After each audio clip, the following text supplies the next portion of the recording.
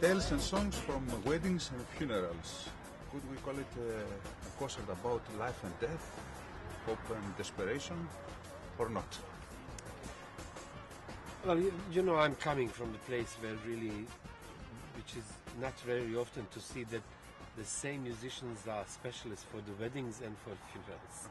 I start to call them my orchestra, wedding and funeral orchestra, as a joke, because before they play with me, they played weddings and funerals, because custom is on funeral, after funeral, to play favorite music of the dead person. So it could happen that even joyful music be played after the funeral. And obviously, this is why wedding musicians are specialists for the funerals.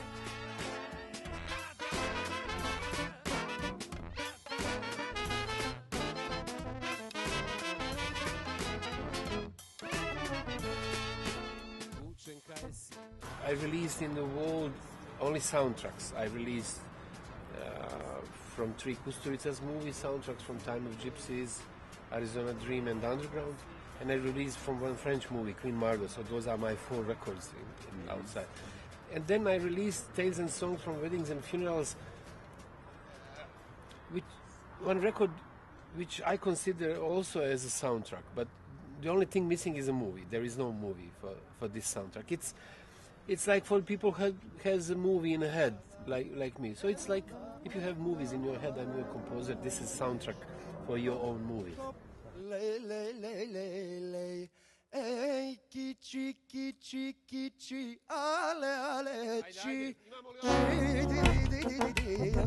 Be rock and roll star is the same in America, in Greece, in Yugoslavia.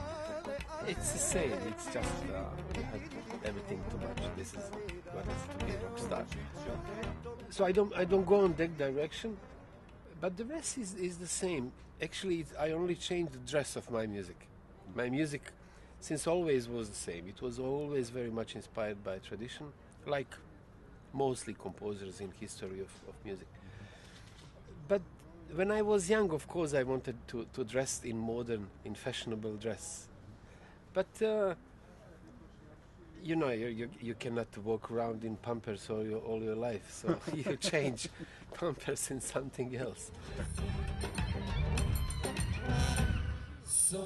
The tragedy of gypsy music is that is mainly death. It's because it becomes restaurant music. The tragedy of every music is when it becomes restaurant music. This is almost something that will kill jazz in the end. This is also something that will kill flamenco as well, because it starts to be restaurant music. You know, once you enter in restaurant with the music, there is always one chief of restaurants, people eating, you know. The last really live gypsy music, it's brass.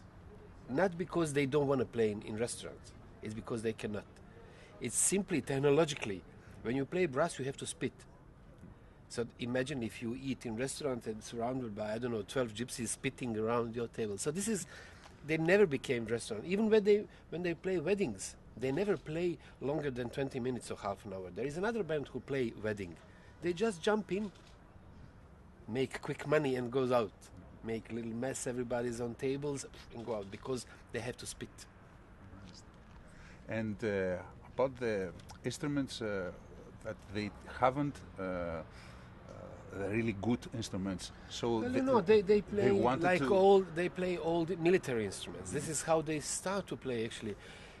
This is why we have in all this territory that was under the Turks this type of brass bands in Greece, in Romania, in Bulgaria, in Serbia, in all this territory where we have during the wars against the Turks, the military, they needed military music and they didn't have academies, and Turkish military has really loud and really powerful music.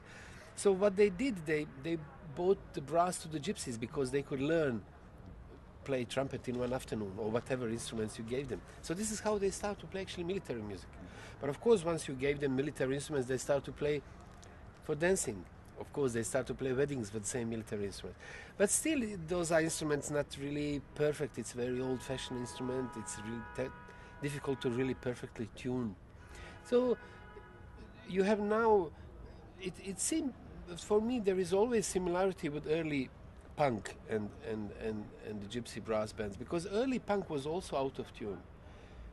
I think what kills the punk was the first well-recorded and produced song. It was God Save the Queen by Sex Pistols that was produced by Chris Thomas. This was for the first time the tuning machine tunes one punk band. So it was the end of punk.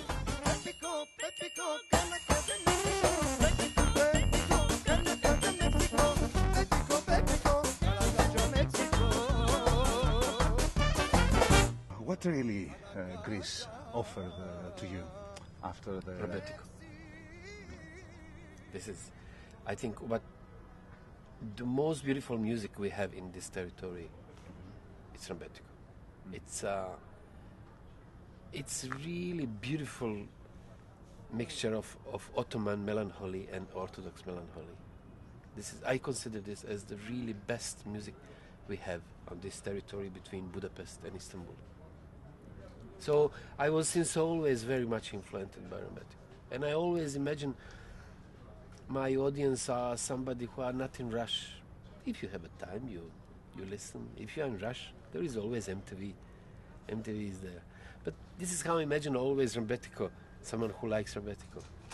This is a people who has a time. Same people who listen Pink Floyd.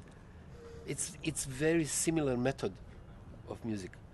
Very slowly developing the themes. No rush. We count on your time. Yavas. You're born at Sarajevo, so you know well the smell and the sound of the time of peace and the time of war. What do you smell and hear at the Balkans at the present time? This is territory, if I look back, this is a bit, it's not territory to really that you want your kids to be born there. It's difficult to love these countries. You know, you love your country same like you love your mother. There is hundreds of most beautiful mothers that you will meet, more clever than yours. But you love your mother because it's just by default. It's arranged by God like this. So it's same like with your country.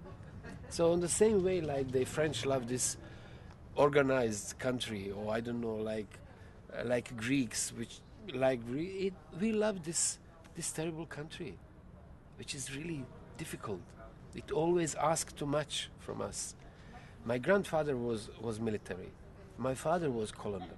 My grandfather was also. If I stayed in Sarajevo, I will also become military. It's too much. What they need all the time is just militaries. They don't need anything else. During the history. Can the Balkans live in peace? Well, I don't know. Now it's, you know, if you look back in history, there are like circles of optimism and desperation. Always circles. Now we are in point. I think that everybody feels like, okay, Europe has some little plan even for us. But unfortunately, looking back on history, it's not for the first time. Always Bosnia was under protectorate of Austrian-Hungarian before First World War. So it's nothing really new, unfortunately. But still everybody believes, okay, now the war is over, Europe has a plan for us. So there is little optimism. Okay, tell us about your plans. Well, I have a new record out, which is my opera. Opera Carmen with a Happy End. It's already for 3-4 weeks. It's out, this record. It's I had one really ugly attitude in Belgrade. When I want to drink, I go in opera in Belgrade to drink. And I know it's not really polite, but this is the very best place to drink.